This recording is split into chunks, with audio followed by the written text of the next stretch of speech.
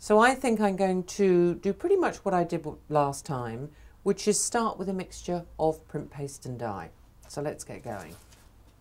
I think I will start up here, pretty much in the middle. I'm going to keep things straightish to begin with. So I've got my squeegee in position, adding my print paste, and I think I'm going to start with golden yellow.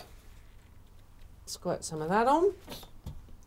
I'm going to mix it up a little bit and pull. And already we can see that the dye paint on the screen is contaminating that golden yellow, which is great.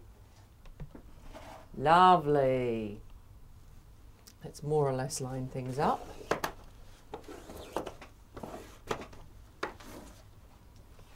Very nice. Now, I don't know if you can see some of these lovely, lovely contamination lines. This is the red, brown or brown dye that I painted the screen with, just being dragged across along with the golden yellow, being picked up as we pull it across the screen. So let's move on.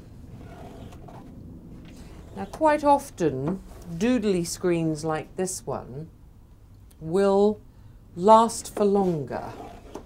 And that's because that doodle, or dribble in this case, of dried on dye is a thicker layer than the layer you're going to get when you do the embedding of bubble wrap and so forth.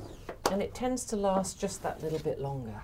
That doesn't mean to say it's better, just means to say it's different. So I'm putting a colour called red brown in here. And I'm going to put a colour called rust orange in here.